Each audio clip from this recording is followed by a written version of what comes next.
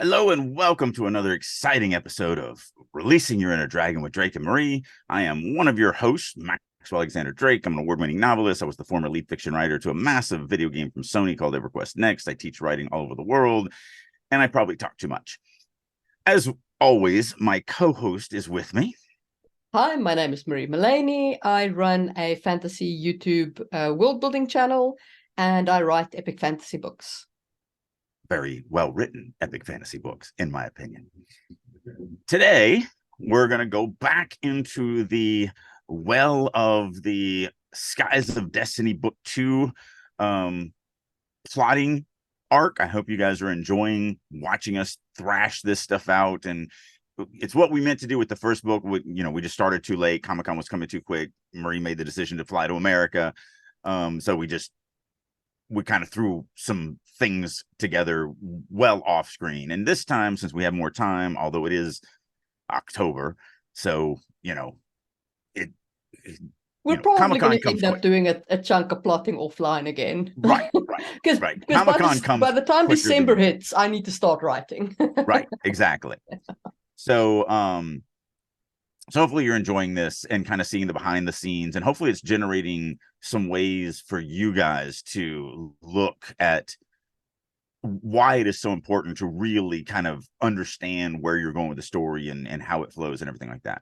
But before we get started, please help us battle the algorithm demons and like, share, subscribe. I know you've got writer friends that you've been hiding this podcast from, and that's just a shame. You shouldn't do that. You should be giving and caring and loving to your fellow writers and say, hey, look, maybe you'll get something out of this too. I just wanted to share it with you. Give it as a Halloween gift if you prefer. However you would like to do it. Make yourself look better by spreading the word and people getting stuff out of this. But please do help us out, like, share, subscribe, all of that stuff. It really does make a difference. We actually, right before we recorded this, we hit our 10,000th download, which is awesome. Actually, this is a complete sidetrack, but it is weird to me that we're in the top 10% of listened to podcasts, which we're very tiny. And yet we're still in the top 10%. That just says so much. But here's the thing that blew me away. We're actually in the top 0.5% of produced podcasts. Only 0.5% of all podcasts make more than 100 episodes. That blew me away. Because most people quit long before this point. Oh, yeah. 10 episodes, 15 episodes, 20 episodes. It's actually less than 1% that hit 50 episodes, and it's less than half of that do another 50. So not only are we in the top 10% of listened to episodes, we're in the top 0.5% of produced episodes. So yeah, that really did blow me away. All that being said is not to detract that you need to like, share, and subscribe, because we still aren't at the level where we can even monetize. So we are literally doing this for free and have been doing it for years for free. And it's because, we love you guys. We want you guys to succeed and become better writers and get a little peek behind the curtains and all of that stuff. Anyway. Sorry. So, Magic Fall 2. So last time that we left off. So to establish, we start with our characters together in a campfire. They go up to the city, and then they separate. Lyran is going to go on a journey of investigating down on the planet and kind of getting into contact with those people and that kind of thing, and taking his father's men down there. And through all of this, he's going to go on a journey where he becomes more and more valuable to his father, and his father's approval becomes more and more important to Lyran. So that Lyran gradually falls into the hole of wanting to please his father above anything else, because he becomes almost addicted to that sense of approval. It also gives us the ability to expand upon how the politics of the world works, how, the rulership class and the elite class live, and that's another thing you want to think about when you're deciding what your characters are going to do, is what can they also world build for you. What is the audience going to get? So like with Magic Falls, we absolutely 100% cheated. We instantly took them from there and we put them in a world that they had no idea about. And so since it's a strange new world to them, it's a strange new world to the reader. Everybody's learning, everybody's new, everybody's everything. And so it means that we don't have to spend all this extra time. But yeah. And the other thing that we're going to do with Lyron is Ghost is going to be a more mentor-focused character in this one. In the previous one, he was kind of closer to a friend. This Ghost, the new Ghost, is going to be a mentor kind of character. Buri is going to get back to her sister. Her sister's going to be too far gone for a transfusion. She's going to use the device. In the middle of the transformation, the priests are going to come and take her sister away, and they're going to tell Buri her sister's dead. She's going to go through a grieving process. She's going to sell the bakery. She's going to start her life as a weaver, and it's going to look like she is actually like reaching a point of stability. And then her sister's going to send a message, and that message is going to be, you can't ever tell anybody about the device. Buri's going to talk to Lyron, figure out that message didn't come from Lyron, be like very certain that message came from her sister, therefore her sister's still alive, and that sends her on a journey into the priesthood, where she then discovers a whole buttload of stuff. Specifically, we have crazy Helios. Okay, so she's working through the priesthood, and she figures out like a whole lot of things that are going on in the priesthood, including that they have contact with the people on the planet. And there are actually multiple factions of people on the planet. So there's the people who like worship Helios and the people who don't, etc., etc. And from a world building standpoint, this does the exact other side. This lets us, we have now a character that we can make sure that we explore the commoners, the poorer people, the religious side of this community, this world and this society. And so now that gives us the whole gambit.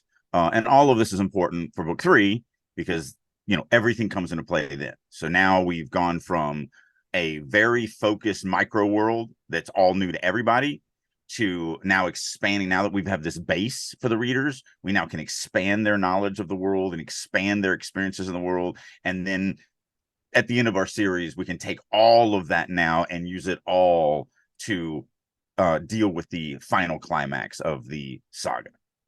Before we get into that, I want to chase a rabbit, because I've been staring at this the entire time. We usually do 2 podcasts a day if we can. This is our second one for the day. And I've literally been staring at the words, why do koalas poop square? So it is actually a trick sentence, because koalas don't poop square. It's wombats. Wombats poop square. And wombats poop square because they have iron plating on their ass.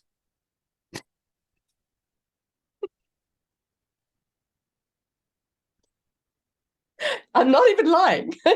Is that a genetically or an evolutionally created Australia mechanism? Because they live in Australia. But I mean, were they like taken advantage of anally too much, and evolution wise it was like, oh look, if I just have an iron plated rectum, I can't be anally, you know, probed by some neighboring wombat. The way that their ass is shaped literally forces out their poop in cubes, and it looks like a dice. Like you could roll it. Okay. Well, and I just, like I said, I've been staring at that this entire time, and it's the first time I've seen that, and I'm like, I need to know an answer to this, because I like all the rest of them are cool questions, but that one is like, no, you can't wear that on your shirt and not actually give me something. Great conversation starter. Yep, so, it's one of my merch shirts. It's got like the logo at the bottom, and there you go. Yeah. Anyway, so back to Magic Fall, where actually nobody poops square, but they do poop fire occasionally. So, so our bad guy for this book is Crazy Helios. Crazy Helios is a remnant of Helios that is actually keeping the city's power going by believing that it is still fighting the builder. It believes it's fighting the builder and it's winning. And the priesthood is extremely careful to keep this illusion going for that AI, keeping it within its own contained systems.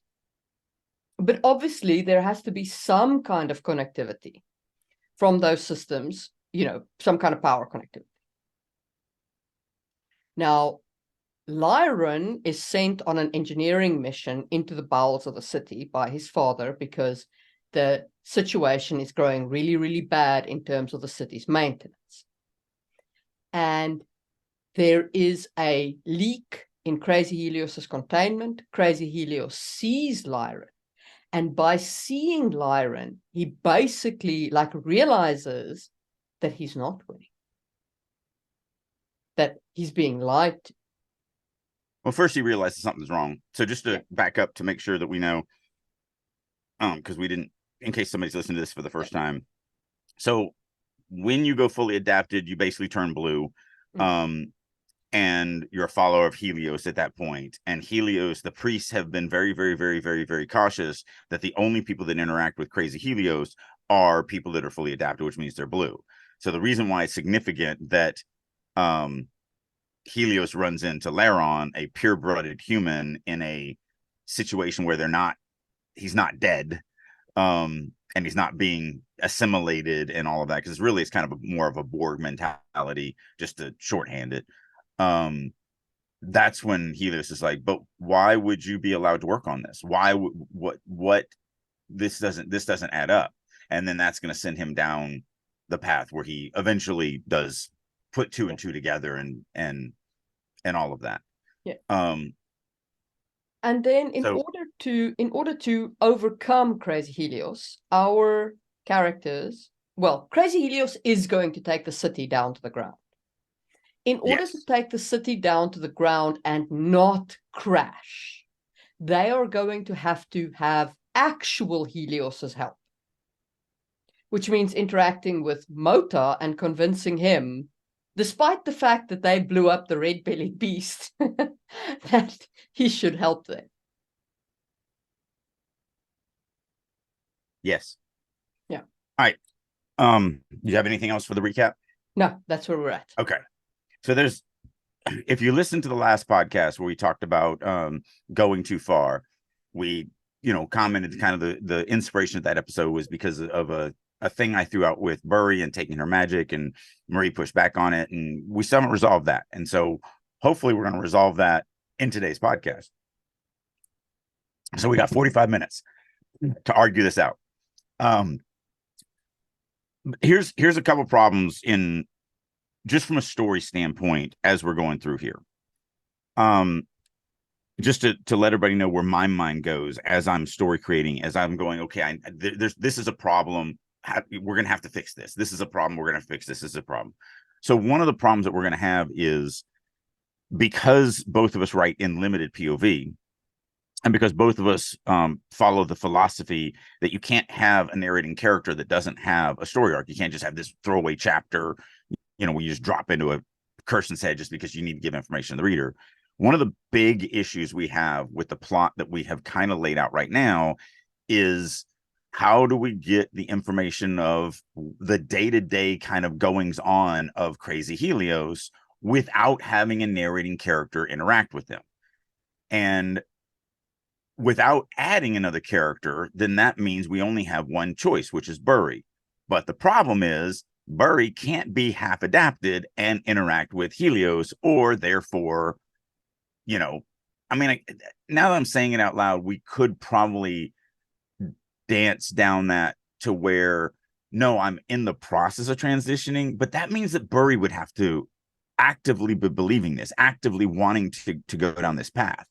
But either way it goes, whether she's actively trying to become fully adapted, or if we do it from some other means, the way we've set up this world either of those means she's given up her magic. Like that's the limitation. And again, once you've created something and you've made it canon, you now have to work around it. Now, I'm just saying, if we fix this problem with Burry, some other options, and we've talked about them and we have different reasons for not liking them or whatever, but another reason is to make her sister a POV character. Now, I think you're right. One of the big pushbacks that you had on that was, is that going to weaken Burry's story? Do we just abandon Burry and just have, the sister as a POV character? Well, that's kind of a douche move to do your readers.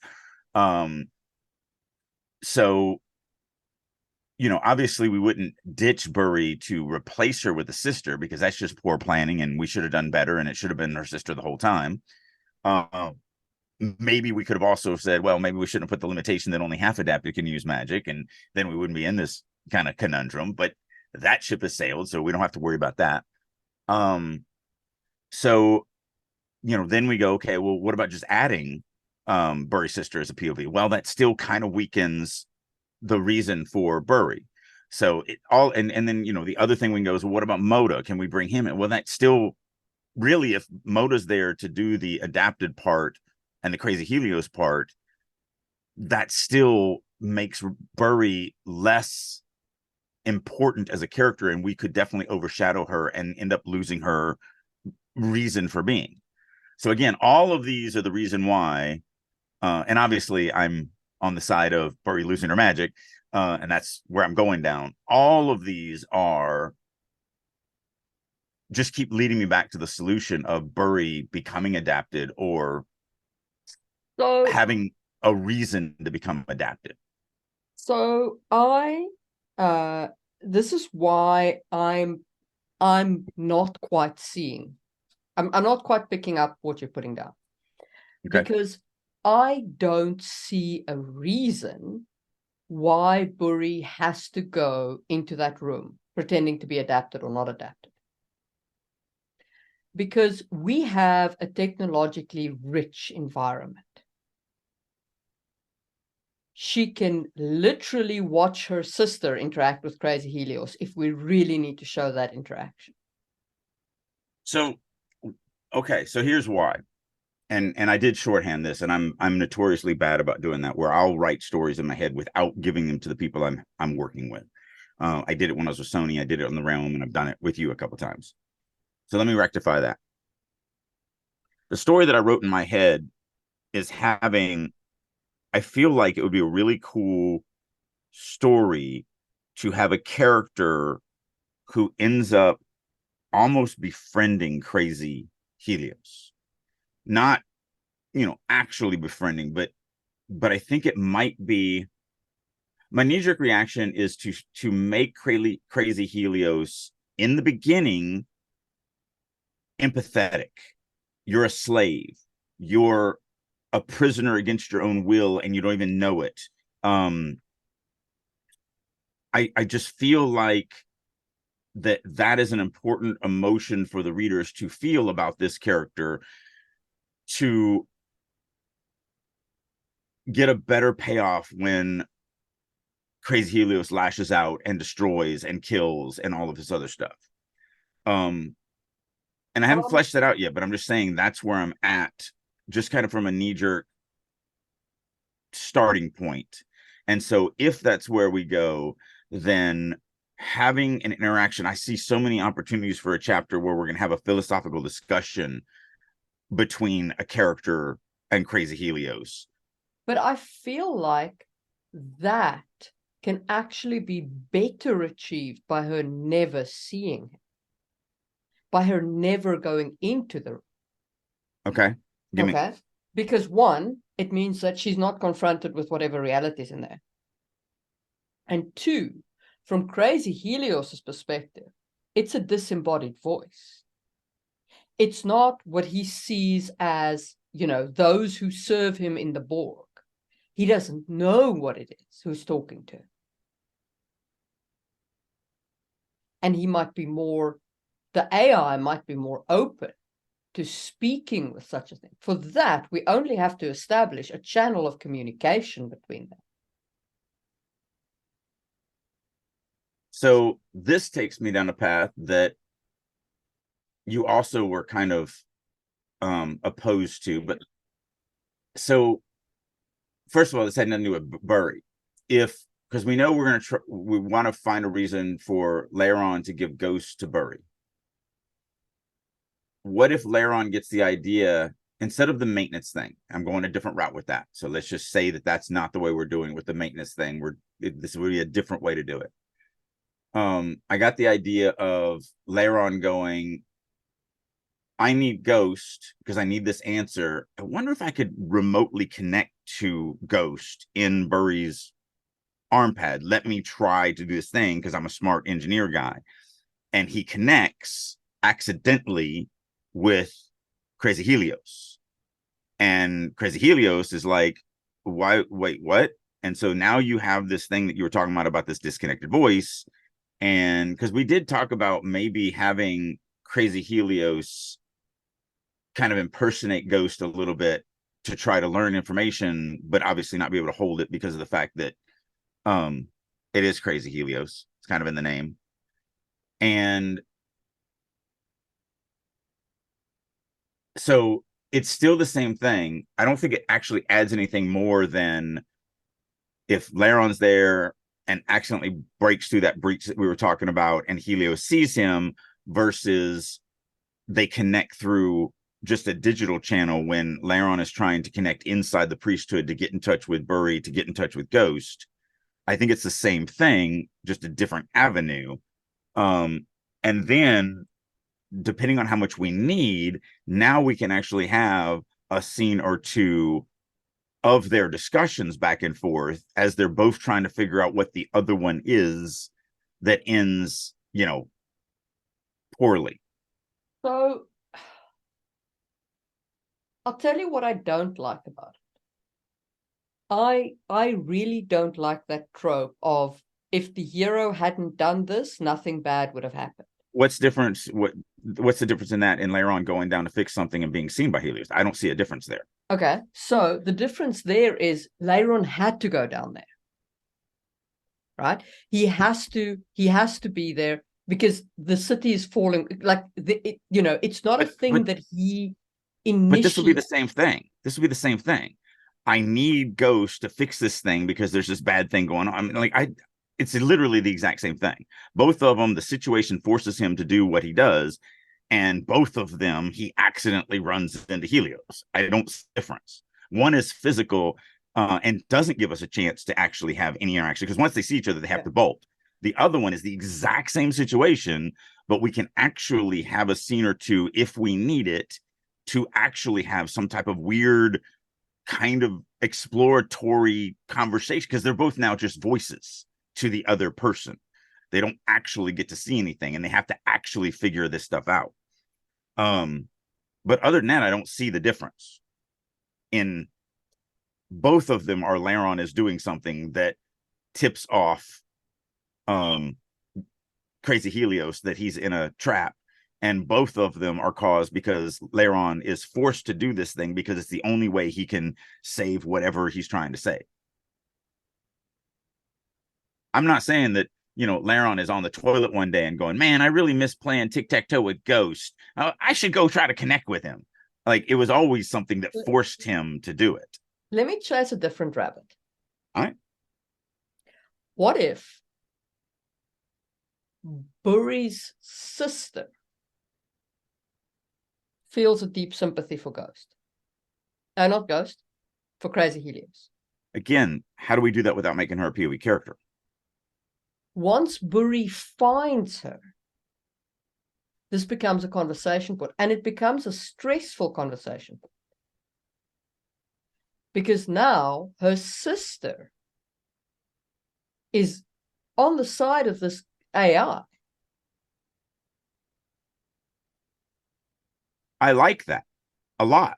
What I don't like is that it's just a he said, she said tell, and there's no emotional impact to the reader. The reader doesn't get to experience the connection between her sister and Crazy Helios. They just get a tell of, let me tell you that I like this guy. Let me tell you that I've met this guy. Let me tell you that that this is how I feel about it, but they don't actually get to experience anything. They do get to experience Burry's, no, screw you, you can't do this, I've already been down there. Absolutely, 100% they get that piece, and I'm not trying to diminish that. What I don't like is the fact that they don't get to experience, and again, that takes me back to my first problem, which was I feel like so, and that's why I'm trying to use Laron to cover that so that we don't have to add a character to have that. Because remember what we talked about is, because we did go down this path sort of in a different way, but sort of to where when the two POVs meet, they are on opposite sides of how this is. And the only way I can see to accomplish that is if one of them, or a third party, if we add a third character, actually builds that connection with Crazy Helios so that it actually matters. Without that, the audience is never on both sides. If we just do her sister as a tertiary or secondary character who brings us to Burry, and Burry's our only narrator, then the reader's on Burry's side the whole time. And so, yes, stop being stupid, sister, but you never put the reader into a conflict internally where they have to go, what? I kind of get both sides. I don't think you can do that without actually allowing the reader the opportunity to build that. Okay, but if we want to do that, then I feel like, because my problem is not like Lyron connecting to Helios or having that conversation. My problem is Lyron being the direct cause of Helios escape. Oh yeah, no, there's a million ways we could do that. Laron could. Yeah, but because Lyron interacts with him, Crazy Helios starts down the path, which is why I want something else. You understand what I'm saying? So it's not like, yes, there's Lyron's interaction with Crazy, or Burry's interaction with Crazy, or whoever's interaction with Crazy Helios, but something else needs to initiate Crazy Helios's actual escape. Do you understand what I'm saying? Like, I don't want the heroes to be the ultimate cause of Crazy Helios escaping. We are 100%. That trope is, to me, I hate it. We are 100% in line on that.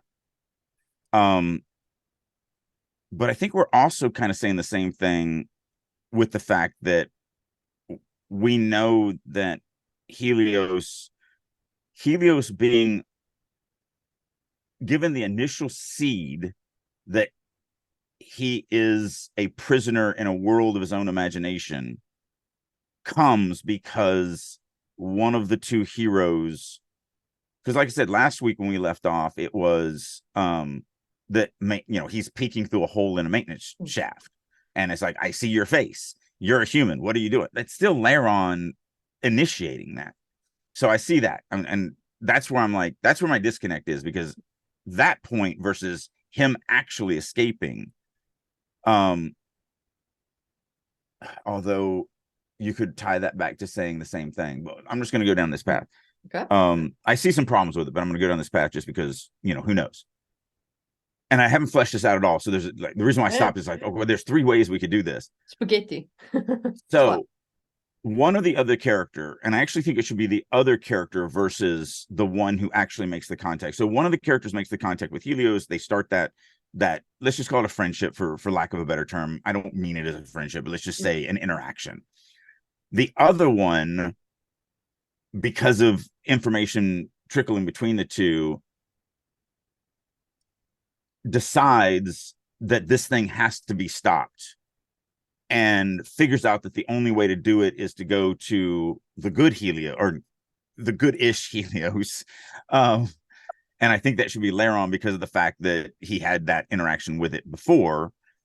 And again, like I said, you can definitely take this back to that it's the character that does this, but the good Helios basically says, oh no, you're right, I need to help you stop this. But in actuality, it's going, oh, I need to rescue this part of myself.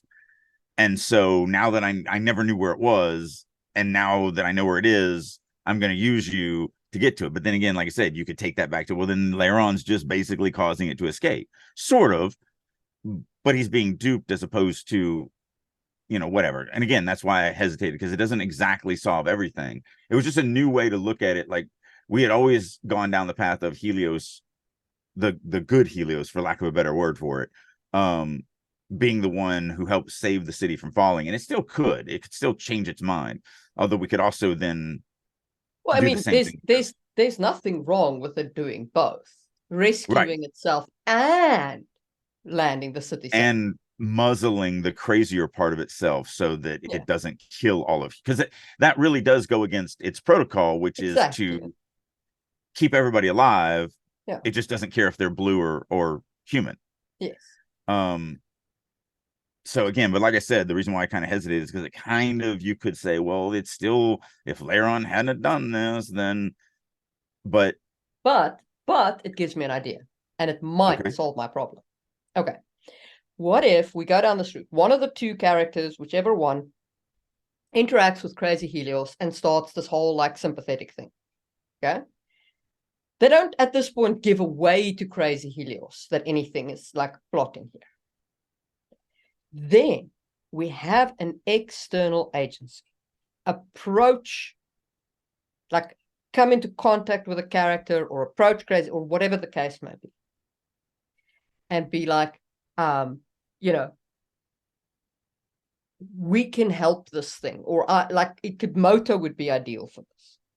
I was thinking the same thing. Like Mota comes to them with like I found out about this thing, like they could have also just known about it this whole time. Yeah, it should really be rescued, that kind of blah blah blah blah blah. So we'd have to find a way to put Mota in contact with Helios, so Helios knows about this crazy thing. Well, I mean, that's easy to hand wave, that they just, Mota's always known about this, and Helios, good Helios, has always known that crazy Helios is locked up. They've just never had a way to get to it. Yeah. I would probably, but just to play devil's advocate, if we go down this path, which I'm digging just as much as any of the others, it is still going to be one of the two characters doing 100%. Something that causes. But then it's the character being duped. No, you're not listening to me. Okay, so the way you're setting it up, like it's still the character that's the initiating event. Okay, in this case, the character's not the initiating event. The initiating event is the being duped part. Okay, now the character being duped into it means that somebody has done this to the character, as opposed to if the character had sat on their thumbs and done nothing bad would have happened. See, I think that's where we differ, that I'm just not seeing what you're seeing, or you're not seeing what I'm seeing, or whatever, because not that I'm just going down this path. That's all. I'm not trying to fight for anything or anything like that. But a situation forcing Laron to connect to Ghost because he needs Ghost, or something bad is going to happen to him, his father, the city, whatever, and then accidentally connecting to crazy Helios instead of Ghost, and then having this interaction where he thinks he's talking to Ghost for a little while, but then he starts to get, like, wait, no, this isn't exactly right, to, oh crap, I've made a mistake. That is still, in my opinion, exactly what you're saying about a third party agent coming and doing it. I don't see a difference there. Like, both of them, he's being duped. Both of them, he was forced into action to do this thing. Does that make sense? I'm not seeing how that's just Laron. Because in either way, Laron could sit with the thumb of his ass. He would have to, like, if there's something that he has to get in touch with Ghost for a bad thing to happen, and so since Burry has Ghost in the temple, he can't have access to the temple, because obviously he would try to just go over there and talk to her and he'd get denied. Then he has to figure out another way. He tries to break in. He thinks he's being clever. I can finally get this solution, and I can use my tech skills. And wait, is this Ghost? Like, it's still the same thing in my mind. I get that. I guess for me, the difference there is, you could say that he didn't actually need to get in touch with Ghost. He could have just tried himself. No. Like I said, there's a situation that he cannot fix, that's bad. Something bad is going to happen. The only way he can fix this is with Ghost help. So obviously, Crazy Helios would, in the beginning, give him that help and solve whatever that problem was, which earns a little trust there, and then it goes down this path. So no, whatever the reason why he reached out to Ghost in this scenario would be because he has to, because of it's the only solution to fix this whatever situation that he's in. And therefore he runs into Crazy Helios instead. Crazy Helios kind of helps him with that as if in the kind of the same way Ghost would, and then that develops that kind of bond between the two, and then it goes awry. And again, I'm not fighting for this. I don't understand. To me, it feels very different from an external agency duping them. And here's the reason why I'm going down that. Yeah. Because I actually feel the external agent the way you feel about this stuff. Okay. Having a third party come up and go, hey, kid, I got some candy. You want to get in my van? Is so trope and so overused that I'm trying to avoid that side of it. Okay. Because I feel like that also is, because in my opinion, so, and I get what you're saying. I'm on board with you where you're like, I don't want the character that had they done nothing. And I don't feel like I've ever done that in any of the scenarios that I've thrown out. In every scenario I've thrown out, they were forced to do whatever they're doing, which causes this thing. They didn't just like decide they were going to play chess, and then had they just not decided they would play chess, they wouldn't have had this happen. So I never feel that way. However, with a third party coming up and duping them, then what makes me go is, well, had our hero not been an idiot, then this wouldn't have happened. And so that's what I don't like about like Moda coming up and going, hey, I can do this thing for you, because now it's just like, well, if our hero was smarter and not a complete idiot, they would have noticed that they were being. It's sort of like I got a spam call, a phishing call the other day, and they actually did a really good job in the beginning and had me hooked for a few minutes. And then when we started actually down the path, I was like, oh, you guys are scammers. But the funny thing is a week later, they called me again with the exact same scam. It was just a woman instead of a man. And so she was like, and it was a bank thing, and they were trying to get, it's that scam where they try to get you to give them money, but you think that you're actually fixing a bank issue or whatever. And that's once they actually went down that, but it's like they started really good. And then when they were like, yeah, you're going to need to log in and do this thing, I'm like, you're not with the bank. Like, you're an idiot. So when they called back the second time and she started with her spiel, I went, oh man, this sucks. And she was like, I know, sir. I hate that, people do this stuff. It's really bad. I was like, no. You don't understand. I am really, really busy right now. And I would love to waste the next hour of your time so you don't get to scam someone else during that time. And she hung up on me. So because I actually was in the middle of something and I was like, I can't, like, I love doing that. I'll just sit there for an hour with you. And it's like, oh yeah, no, I'm typing it in. It's not working. I'm getting this error message. And I'm like literally playing a game of solitaire or whatever and just chatting with them as I'm just wasting their time because they're pieces of garbage. Yeah. Anyway, so that's what I don't like about yours is that it now, instead of, well, if they had sat on their thumbs and not done anything, this bad thing would have happened. The problem that I have is, well, if they just would have been smarter, this dumb thing wouldn't have happened. So that's my issue with going the third party route. And for you kids at home, these are fantastic discussions. What we're doing is we're challenging each other to push deeper to find a better solution that is going to be, even instead of just going, well, this is my knee-jerk reaction, this is my first idea, so obviously I'm just going to do it. So just understand that me and Marie, even though we're arguing this stuff out, both of us are like, yeah, because I want to be pushed and I want to push the other person, because eventually down the road, if we keep going down this, as frustrating as it is, we know we will find a solution. Right. We're both smart enough storytellers that we will continue to hash this out however long it takes. And we will get something that we're both like, this is gold.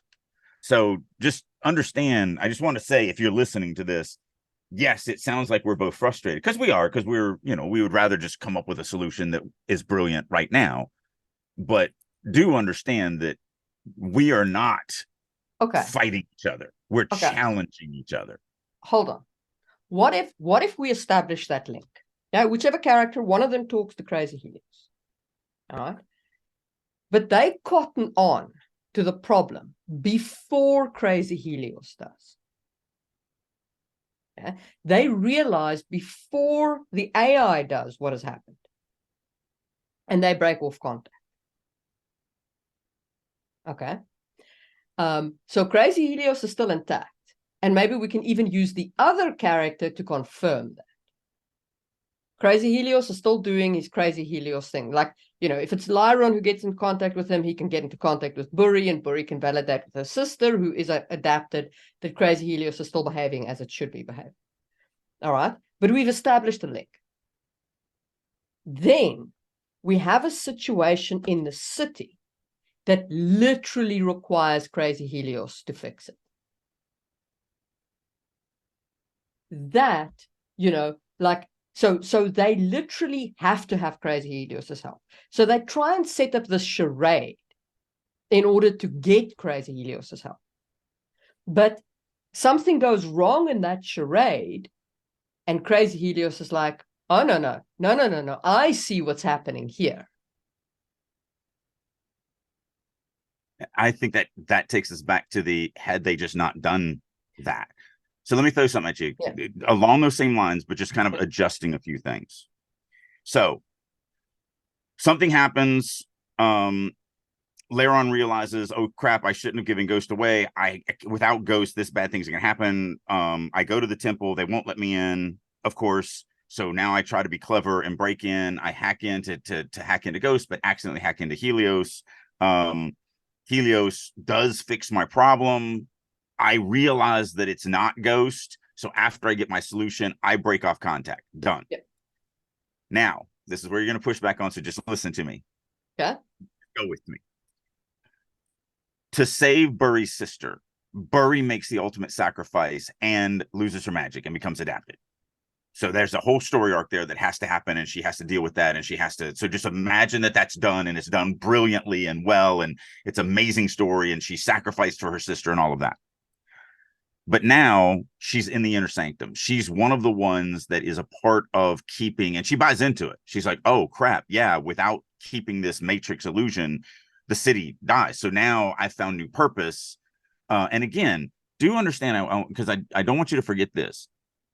Whatever the final overcome is, if we take Buri down to becoming adapted, whatever the final overcome is, must be assisted because of some special new ability that Buri gains that she didn't have before. Like becoming adapted, while it seems like a sacrifice in the beginning, sort of like what we talked about with my cancer, it's a horrible thing that I went through and did, but I came out the other side with something more than I had before the tragedy. So that, just imagine that that's done. Again, it's brilliant. We came up with this great idea for it, and it solves the overcome at the very, very end. And it not necessarily in the end of this novel. It could be also the end of book 3 that this special power gets it. Matter of fact, it probably should be there, because using it here would be premature. So she's now in the inner sanctum. She's responsible for maintaining this illusion. She's one of the people responsible. And then, so we've already built the interactions between her and how she deals with this to keep the illusion going. And Buri's like, you seem a little different today. Well, why is that? And then, so now she tries to bring it up to her bosses, and they're like, you're stupid. And then she now is, no, something's wrong. And so now Crazy Helios is starting to go, there's something wrong here. And so now it's trying to figure it out, and Buri figures out. So Laron figures out that it's not Ghost and cuts it off before the AI does.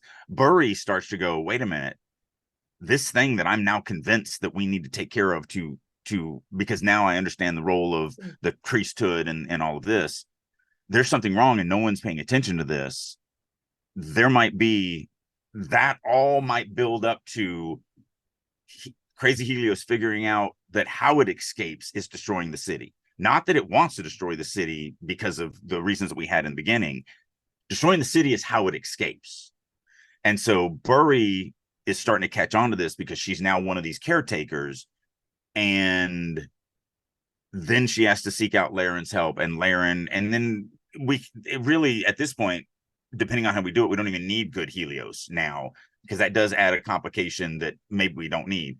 So now it can just be Laron and Burry working frantically to stop evil Helios from destroying the city to escape. Evil Helios still escapes at the end of this. The city still gets taken down, but because of what Burry and Laron do together, make it to where it's not catastrophic. Because no one else will, like, all the stuff, you know, we'd have to play this right, but all the currency that Laron earns, this is too crazy for his father to buy into, so he doesn't get any help there. Burry trying to convince the priesthood of this stuff, it's too crazy, they're not going to buy into it, and so it literally comes down to these two characters once again to solo and save the world. And I think it happens without either the characters, if they had just sat with their thumb up their butt, this wouldn't have happened. And also it doesn't come down to they were tricked into doing it because of their own stupidity. Like, all of that. And again, there's a lot still to work out, but at least from a general standpoint, it solves the issues that we're running into here. And of course, a lot of it hinges on the fact of we have to figure out what does an adapted actually gain that is better. I'll tell you why I'm not in love with it. It's because right at the beginning, we turn Burry's sister blue. So the thing is, what is she going to do to save her sister? Her sister is already adapted. Do you understand what I'm saying? Like, she's that part of the arc doesn't work as well because her sister turns into an adapted. Do you see what I'm saying? All right. But what if in the hospital, that device can do like a gene swap? I mean, we haven't defined what that device does. Oh, okay, and that's she funny. Takes her sister's place, because that I will buy. Okay, so that's funny because what I wrote down is she tries to use the device on her sister. It kills her sister, but turns her into adapted. So literally, you just went down the exact same path that I did. It's just that you didn't kill the sister off. No, but I wouldn't kill the sister. I like that. Because I want, so the device saves her sister. It keeps her sister. No, I'm good. Like, literally, they're both the exact same idea. Like, literally, it's just that one, like, I like yours actually better. I went to the death. But I do like the gene swapping where they swap places. Yes. And I like that because I can buy her sacrificing her magic for the sake of her sister. I can buy that one. Yeah. And the reason why I like it here is because it then puts Burry in the center of the priesthood without any of the complications that we previously dealt with. It also gives her a very strong motivation to not let her sister know. Like, she has to like accept the fact that, no, my sister thinks I'm dead. Yes. And I can never break that trust, because that can become a complication that we can use either in this novel or even in the next novel, depending on how we play it. So I love that it adds a complication to where it actually puts her sister in danger, because the priesthood won't be betrayed. So because now she's adapted and she survives, so she's one of those few people. And of course she did it because of the machine, but still, it still puts her in that situation. And so when they grab her and take her in, they're like, you're dead to everybody. If anyone ever finds out that you're alive, we will kill them. So now that's a beautiful complication that we may end up having to deal with from a story standpoint. And she sees her sister. Her sister's fine. Her sister goes to live with Tyron. We can even have a And scene where she she sees gets it. It's married and has this beautiful. beautiful life, and the Beautiful. bakery's doing well, Great payoff. and the weaving company's Yeah. doing well, and she looks at it from afar. I can see so many scenes where she is, eavesdropping on them and spying on them, and hating that she can't be a part of it, but loving that at least she accomplished that. And then that also frees her up to build a relationship, to buy into the Matrix thing, and actually become an active participant in the inner circle. Yes. So we can do all of the inner circle stuff perfectly, 100% on board with that. And then when Lyron's had his interaction with Helios, she can then be like, you're not the same. And right. That can then be the initiation. And the It thing I does really give love us about one big complication, though. Well, let me say this one thing. One thing I really do love about it is, if we play it right, it does mean that neither of them get help to overcome the conflict of this book. Yeah. And yes, they can lean on Ghost or whatever for the same kind of things that we did before, but it's still them actively, because the world doesn't believe either of them. Yeah. And it gives this beautiful reason of why they have to come together again, why they have to work together again. And then it's them saving the world. I will give you one complication that we're going to need to sort out if we go down this one. I'll give you three, but go ahead. There is no reason she can't talk to Lyron to get Ghost. Actually, this funny, like how in sync we are after being on opposite sides for so long. So I had already fixed that in my head. She never, since there's no message, she never gets Ghost ever. The complication that causes is, why does Ghost try to hack in? So we'll have to figure out a new reason. So now there's a new reason why, because he has Ghost, and Ghost is kind of helping him hack into it. Or actually, no, we can easily come up with a thing where he gets separated from Ghost because of some situation, and now he's frantic to save his friend's life. There's a maintenance situation, they go to it, and something happens during the maintenance situation where Ghost is completely ripped out of him and sucked off into the Netherlands, and he's like, oh crap, I have to save your life. And that causes, so there's other ways to do that. Okay. But my solution for the whole thing is that when Burry starts realizing things are going awry, she's like, that weird AI that Laron has is the only thing that's going to help me. So she doesn't go to Laron to go, oh, you're a teenager and you can definitely help me as the Scooby Gang save the world. It's, I'm here because you have a tool, that thing Ghost, that I think is the only thing we can do. And then of course that Laron is attached to that tool. And so I already had fixed that kind of in my mind, where I just hadn't fixed. I did have to go down the path of, well, crap, why would he hack into the priesthood? And if there was something that, because, and actually that could be tied in as well. It could be the Matrix. So whatever the Matrix is holding it, they weren't expecting it. So and it doesn't have to be a maintenance problem. We already have that with Laron going with the political side, because we completely ignored that. The political side and his father, when they find out about the city down on the ground that they didn't know about, and all these adapted living there that they didn't know about, they need information. And so to impress his father, he needs to hack into the priesthood to see if he can get information of how is there other cities down there? Is like, what's going on? And I can see this scene where he's like, yeah, no, we'll have to do some digging, but man, we don't have any spies in there. It is going to take us forever. And in Laron's head, he's like, well, but I've got a thing that I can use as a spy, and I can do it on my own, and I can impress my father. So it literally goes down his thematic element and gets him into trouble because he's trying to impress his father by hacking into something he shouldn't be hacking into. And therefore he loses Ghost. And then, the whole 9 yards.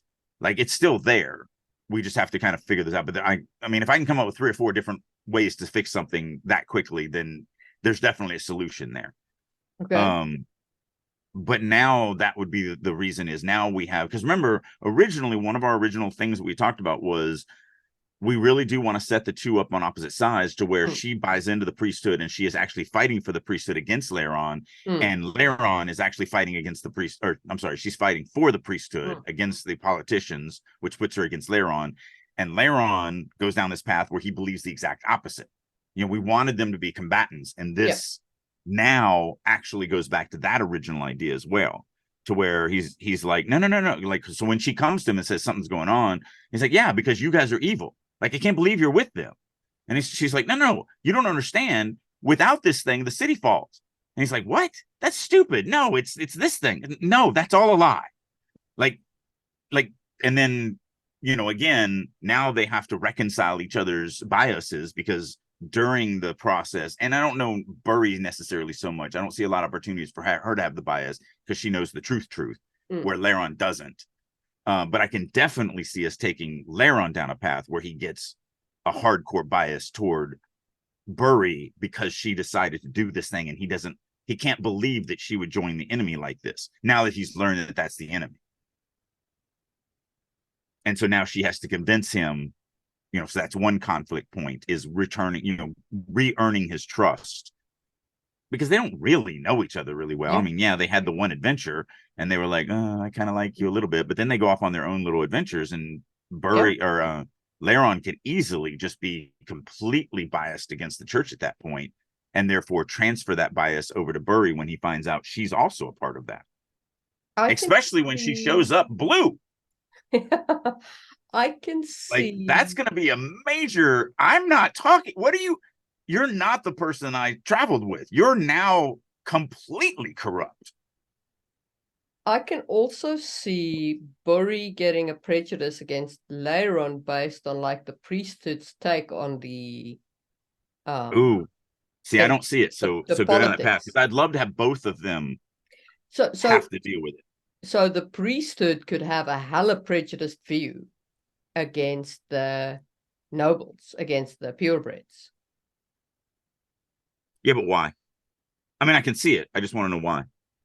So because the purebloods control the bulk of the city's resources through their access to, like, through their resource management, right? They manage the whole city's resources. Yeah, money, power, guards, money, power, weapons, and so on. Now we do have to come up with something that the purebloods actually do. They can't just be parasites, you know, controlling resource, because that 100%. Won't work. So there has to be something that they actually do to some extent. Well, because there has to be a reason why the priests tolerate them. Yes. Otherwise, if the priests produce all of the power for the city, and that's really all that matters, then they would just oust the purebloods. Exactly. So we have to come up with something that balances that out, that's made it balanced for the last 1,000 years, that neither one could take over the other. Yes. Now that can still leave Crazy Helios. So like the priesthood's balance is, we actually have a thing that generates a power that only adapted people can go into. And the humans are like, wait, what is that? Well, that's for us to know. All you get is that we can do it, and you know, you can't. So that's their power. And of course, the humans don't know that it's Crazy Helios, and the priests don't want them to know that it's Crazy Helios, because like, oh, you're powering the city. How do you do that? Oh, we have an unstable nuclear reactor that could blow up and kill everybody at any moment. Like, we're not going to tell you that. We're just going to say, look, it's very complicated, but we produce the power, and that does put a lot of power on their side. But now we have to figure out, what is the counterbalance to that? What do the humans have that the adapteds can't live without and can't have? Because you're right, it can't just be, I have money. It can be knowledge, if they have managed to keep the knowledge, the engineering knowledge of the city secret. I like that. So we provide you the energy, but we have no idea how to fix anything. Yeah. Okay. Because the purebloods keep that shit secret as fuck. Yeah. You know, locked on air-gapped computers, nowhere near anybody ever. You study it in one place. You know, there's like a special engineering school for it that swear fucking oaths up the wazoo and kill each other if, you know, you even consider turning red or blue or whatever. Like, Yep. Yeah. No, because they know that that's their only, that's their leverage. that is their only leverage. And if Yeah. the people who have all the power can also know how to fix the equipment, Yes. then there's no need for them. So yeah, that's a good one. And that, children, is how you argue amongst yourselves to eventually come up with, and again, it comes down to what I always say. When somebody is critiquing you, in other words, when somebody's taking the opposite side of you in story creation or writing or anything, you will do yourself a favor if you are actively trying to prove yourself wrong. You're actively trying to be on their side. Now, notice neither one of us gave if we didn't believe into it. We're not going, oh yeah, no, we'll do it your way because I don't want to argue. But both of us are both like, once we get anything that takes us down any path, we're like, okay, wait, I think you can prove me wrong now. Let's chase this. And so then, and that's what you're doing. Because otherwise you just are pig-headed. It's like, nope, you came up with it, I'm not doing it. And then it's like, well, you came up with that, so I'm not doing it. That's not gonna work. Yeah. No, because that's called politics. And that's how politics works. And that's why the entire world is crumbling around everyone's ears, because no one will listen to anybody. So as a storyteller, especially when you're working with other people, you've got to actively be working to prove yourself wrong, to see if you can become converted to the other side or find a middle ground somewhere. Because that middle ground, especially in storyteller, is almost always better than either of the two sides that or whatever. Because like every bit of this now I'm giddy about. There's still some things we got to work out. There's some fog of war, stuff like that. But every bit of this, I'm like, oh my goodness. You know, Buri's going to sacrifice herself at the very beginning. Yes. Because also Buri sacrificing herself at the beginning gives us an entire book to pay off that sacrifice. Yeah. Yeah. But it's so heartbreaking that she's always, because in the first book, she really just wants to find her place in life. And now she builds this perfect life for her sister and she can't even be a part of it. Yeah. Like that's heartbreaking. And I love that. Because now she has to find purpose for herself other than, because in the beginning I can see her just staring at them from a distance and not just wanting to give up and not wanting to do anything. And she's, you know, part of the priesthood, sure, because she has to be, because they'll kill her and her family if she doesn't do this. But that doesn't give her purpose. You know, staying in the priesthood to stop your sister from being killed doesn't mean that you have purpose. Yeah. Like that you have value to yourself. And then having her buy into the Helios matrix and then having her go, yeah, no, I've actually got to be this caretaker. This is saving the city. And now she's like, oh my goodness, I'm actually good at this. And again, it has to be something, I'm going to leave this on you. I keep saying this. Adapted have to get something that is at least a substitute for the fact that she used to weave.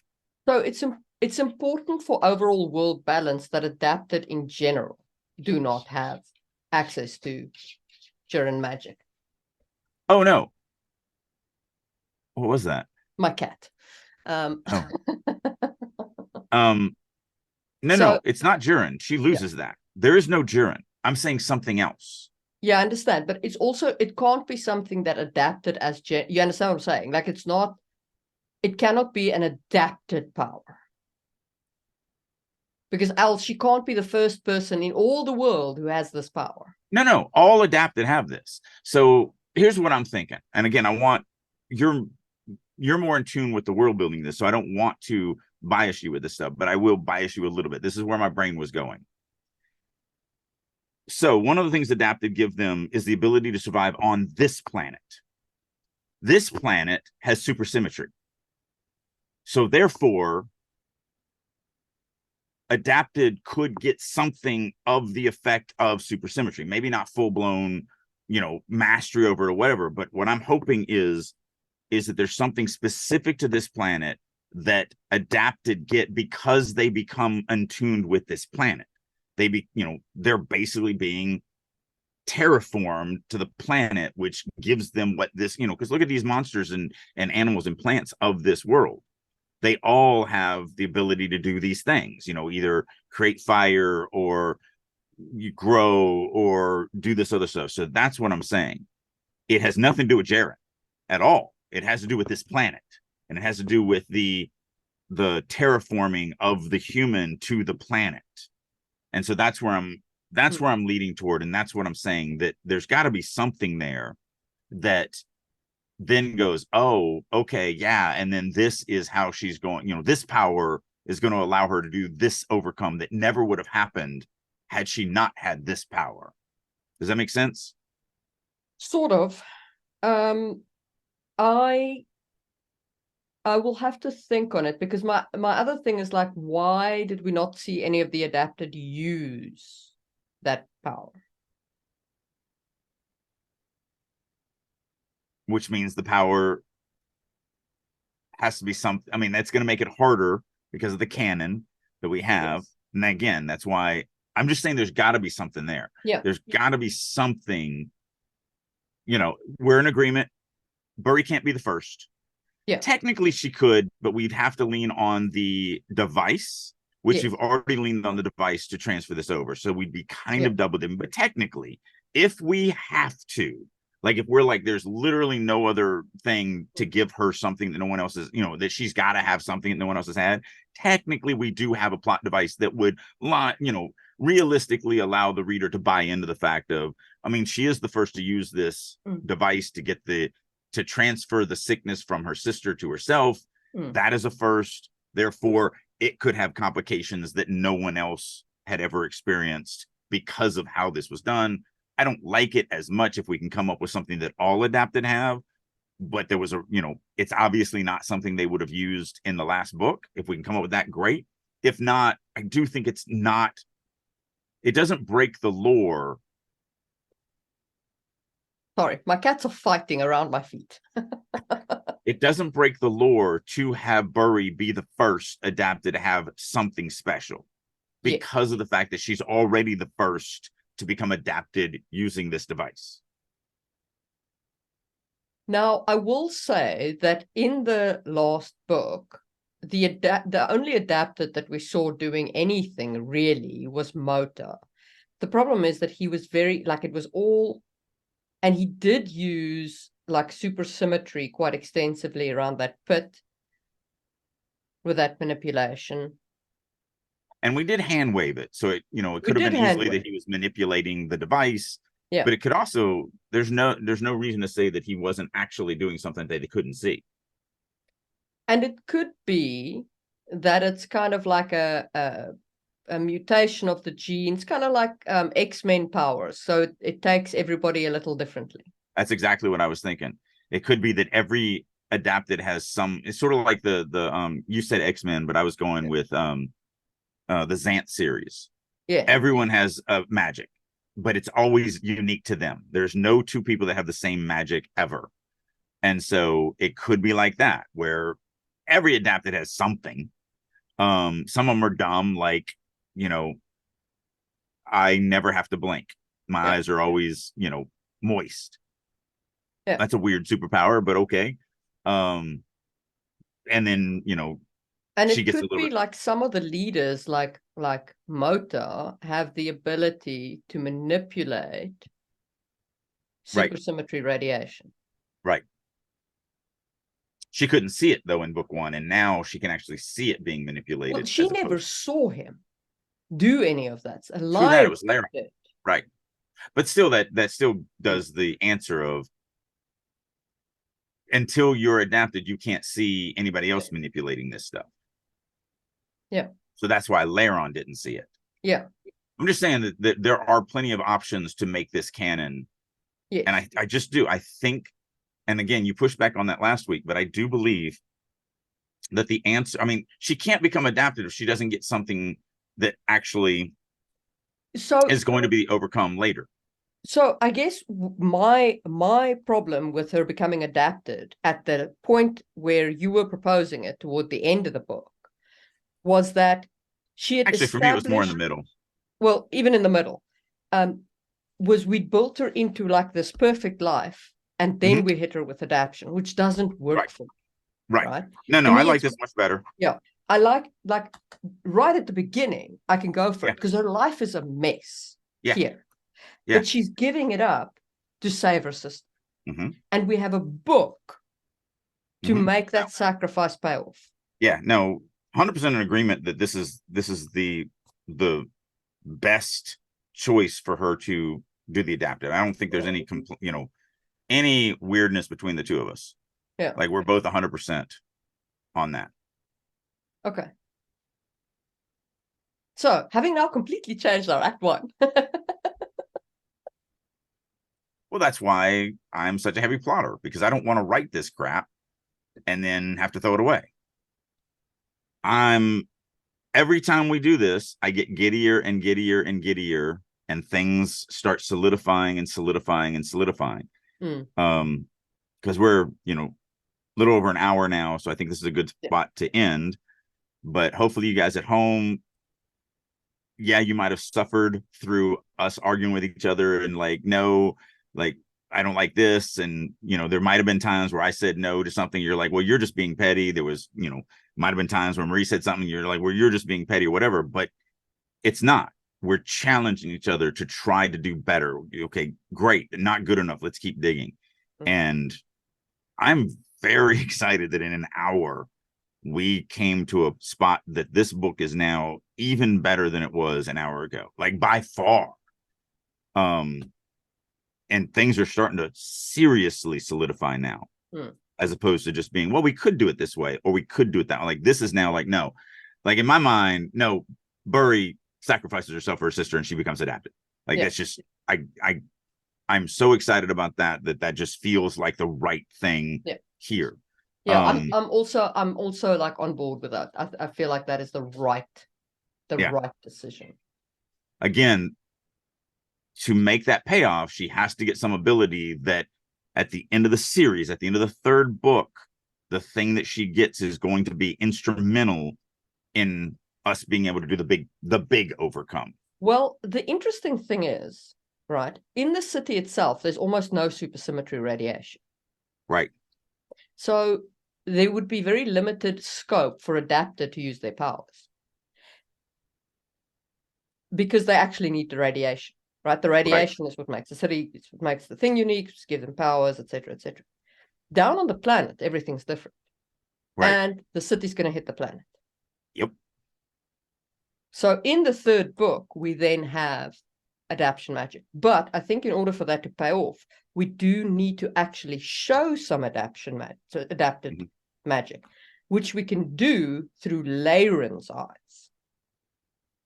Like he can't see the supersymmetry being manipulated, but he can see the effects. Oh, because now he's going to spend more time down there actually observing stuff instead of just frantically trying to get their canister back. Yes. Like he's actually going to be looking. I actually think we can double dip on that. Yeah. Because I think that Moda shows up and he does something that Burry actually sees the ley lines to use, for lack of a better term. And she's like, what the hell is that going around your fingers? He's like, oh, right. This is probably the first time you've ever seen this. Well, welcome to being adapted. And then you get there's, can I do that? Well, there's really not a lot of, I have this thing where that emits some of this radiation. Maybe he's carrying it with him so that he can do small little things like warm his tea or whatever. And he's like, yeah, the city blocks it. Otherwise, all you humans would turn in, all the humans would turn into adapted people. So the shields keep all this out. I have it because I bring it in here with me. You know what? That may be a way. But someday, when you come down to the planet, you can figure out what ability you've been granted by, Well, what I was going with that is I never really liked the makeup. It was a hand wave. It was fine. It was whatever. But what if she's there and he's like, well, I got to make myself into a half adapted, and they start doing the paint, but all this magic is also doing it. And it's like, that's why it was so hard. You couldn't tell the difference between you and an actual half adapted. It wasn't just paint. That's all we saw. All we saw was you painting each other. Yes. But what's really going on is you're using the semi-symmetry magic to also enhance it. Yes. But we couldn't see it. And now that's 100% canon. There's not a single person that's going to be like, oh, no, you just made that up and you're cheating. Yeah. Like that fits perfect. And I love when you do stuff like that, where you did something in a past book and you meant it one way, but then later on you figure out that you could still use it in a completely different way. But yeah, so maybe they don't all have to do different things. Maybe it is symmetry magic, but there's just obviously this book wouldn't have it because of the fact that the city blocks it out. Yeah. Unless they carry some little thing that emits it. Yeah. And then we can have Laron see more of it when he's down on the planet because now he's paying more attention, but he can't see the magic. He just, like what we did with the pit, where Motor just kind of did some things and he was chanting, you know, obviously the way we wrote that originally was it was just a weird cult ritual. It had nothing. Well, I mean, I did kind of have it in mind that they were channeling the super sim radiation, or they were getting, Helios or the red Helios to do it. That's manipulated, it or was whatever the case. to me it was Helios doing it. But Yeah. there's no reason why it couldn't have been Them. Yeah. We didn't do anything in it to exclude that. And it would be interesting to treat it kind of like a one source magic, so you can manipulate it up to the extent which you can channel it. Right. Not to use that exact term, but that kind of like setup, right? Right. No. And like that was why the four of them was working together to make that pit, because it allows you to do it like right in unison. And this would allow, especially in the third book, once they hit the planet, Burry to go, this is way more powerful than just Jaren, where I could just do this weaving or I could make this thing out of cake. She now actually goes from, it's almost, I hate to say it, but it's almost following what I did with Magic and Genesis Saga. When you first meet Magic, it's carpentry magic. You can do some mundane crap. You can make a box cold to store your food in. But in the second book, you can throw lightning bolts. Yeah. Like it's a huge step up when you go from one to the other. And so this kind of follows that same path where she's like, holy crap, I'm a wizard. Like before I was just like a carpenter and now I'm a wizard. And that takes her to a whole different level. And yes, in this book, we're going to make her feel that she's lost it. But we're going to add in things that, well, what did you lose though? I mean, you don't have access to it because you're on the city, but did you really, because when we see what they're doing on planet, we see Moda doing a couple things like with the paint. I think the paint is a good, because that's something that always bothered me back in the day. It's like, can you put paint on yourself and make yourself like really passes this? In my head, I hand waved it with the paint being Jiren infused. Like that was what I did. There you go. I didn't even think about that. But yeah, we never said it was Jiren infused. No, we never said it was Jiren infused. And that actually makes sense because Burry probably also thought that it was Jiren infused. And then they're like, nope, there's no Jiren in it at all. We were using super symmetry magic. And then now it makes me go, oh yeah, no, now 100% you could absolutely pass for this with a little bit of paint and a little bit of magic, because magic solves everything. Magic solves everything. I mean, there is some hints that he does use Jiren, like he uses a Jiren shirt and stuff like that, but it still, like the paint on his face absolutely works very well with the super symmetry. Right. Oh yeah, no, the Jiren shirt and the Jiren bag were obviously carpentry magic. They were obviously created by Jiren weavers. Yeah. Man, this is why I love plotting so much. When it's a pain in the butt to argue this stuff out, and you have this, because no matter how much you try, you always do have that, oh my God, I'm so sick of this. Why can't we come up with something? But every time I've always, no matter whether I was with a big company, I mean, there was 110 of us on Sony EverQuest Next. So you have a lot of people. I mean, we had a hierarchy. So there were people in charge and not in charge and so on and so forth. But there's still 110, 120 of us. We're all creators. We're all artists. Sure, we have our jobs or whatever, but everybody has an opinion. And so that's a huge group of people all working on one project versus, the Realm has 4, me and you have 2. You always get to the end. Yeah. You always come with a product that's better if you just allow yourself to be open and not pig-headed and go, no, my way, my way, my way. So, and this isn't obviously for you. This is for the listeners, because we've been doing this for a while. Oh, I can be plenty pig-headed, but I do normally catch myself. Yeah, I mean, that's normal, because there was definitely times, not just today, but in other times where it's like, oh God, why are you fighting me on this? And then I'm like, no, she's fighting on you this because she's not happy yet. Yeah. That means that you haven't done your job. Keep going. Yeah. Keep working, keep fiddling. Because I love this. Like, I'm really excited about every bit of this now. Which doesn't happen without the pain of the adventure. To Yep. take it back to storytelling, we started with Act 1 where we were happy and just doing what we're doing, and then we had conflict and complications, and we went through Act 2 as we had trials and tribulations, and then our overcome is, oh my goodness, look at this, we just figured some things out. And I think that is a really important note for you, the listener, the viewer, to take away from this is, don't be afraid to like chuck it all out and really take a hard relook at your setup. If you find that it actually, like, maybe the foundation just isn't working, like the foundation of Buri saving her sister just wasn't working. Not the way we had it. Not the way we had it. Yeah. It was okay. I mean, there was nothing wrong with it. It was fine, but it wasn't great. Right. It didn't. So it's not that I actually think it was great. It just wasn't great for all the other elements that we're playing with in this world, in this story. The single reason why it wasn't great is because it puts a non-POV character in a theater of conflict. Exactly. Nail on the head. It's literally, because what did we struggle with at the very beginning? What was the very first thing out of my mouth? Yeah. I was like, well, we can either figure out how to get her into the conflict point, or we create another POV character. Yeah. But does that weaken her as literally, that's where this is a great place to end it, because we're now full circle around. We started with our problems that we had, and then we worked through them and then fought through them and dug through them and argued through them until we finally got, oh, look at that. We fixed the thing that we had at the very beginning of this. Because now Buri is our main character. She's in the conflict. She's in the zone. We don't need another character. Her sister still gets to play the role that she was playing before, which is just motivation. Yeah, just something there to motivate me, to make it realistic. Also to add pain, her sister being sick and whether she's going to live or die added a lot of pain to Buri. Now it's the pain of, you have a perfect life and I can't even enjoy it with you. I can't even be a part of it.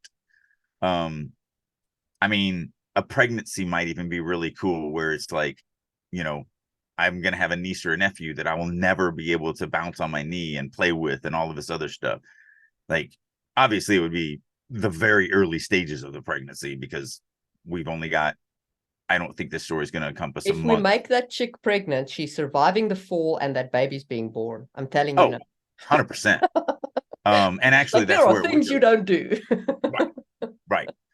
Yeah, 100% with, but the reason why I threw that out there is because that's why I said this book is probably only going to be a month, maybe 2 months of time, maybe 3 months on the longest. Because we do have to have some time to build up the matrix and build up the understanding of the church. So there's going to, and same with Laron, he's going to have to work his way through the politics and getting in with people and stuff like that. So this isn't a quick adventure. This is going to be, weeks or if not months of time. Still not enough to gestate a baby. Yeah. So when I threw that out there, it was, no, this would be for book 3. Yeah. That would add another layer of complication onto Buri. Yeah. Because obviously at that point, the jig's up. Yeah. They're going to be reunited. The pain of. So I don't think I've ever admitted this publicly. One of the weirdest things that happened the day I found out I had cancer. When I came home, the puppy that we have is 2 years old. So the puppy was only like 6 months old when I was diagnosed with cancer. And when I came home, wife's at work. So it's just me really and the puppy. And seeing that puppy crushed me, because the thought that came into my head was, a dog that's only going to live 10, 12 years has a chance now of outliving me. I may not see you die. And that was a very weird, very soul-crushing moment of that day for me. And it's weird. Like, why would you even think like that? But again, when you've just been told that you have a disease that kills 1 in 3 people, you think weird thoughts. You're in a weird place at that moment in your life. But I do distinctly remember I didn't have any animosity toward the dog. I wasn't like, I hate you that you're going to live longer than me. It was this, I've had, we've all had just dozens of pets, and pets are just in your life. You love them and you care for them, but they're 8, 10, 12 years. And so how many dogs and cats have I buried? Dozens. And every one of them I loved. But that feels right, that they're in your life for the time they're in your life, and then that's it. And to realize that you're going to be dead before this pet of yours is going to be dead was just weird. I don't know. It was just a weird thing. So that's what I'm talking about. I was kind of channeling that, where if they get pregnant in this book, they're not going to have the baby. Yeah. But that would be an interesting pain to feel that she's going to have to go through, where it's like, I'm never going to see this. I'm never going to be able to experience my nephew, my niece. I'm never going to be there to throw balls with them. I'm not going to teach them how to use a slingshot. I'm not going to, all this stuff that she reveled in book 1, like that should pain her. And obviously once the city falls, the jig's up. Yeah. They'll be reunited. All that will be gone. There won't be that pain of, sort of like me. I'm now in remission. I'm not going to die of cancer. So I'm more than likely going to bury this puppy that I love very, very much. But I don't know. It's just a weird thing. Of course, I could be hit by a bus tomorrow. You never know. Nothing's guaranteed. And on that cheerful note, it's a great place to end this podcast. That's a terrible place to end the podcast. Bye. Bye.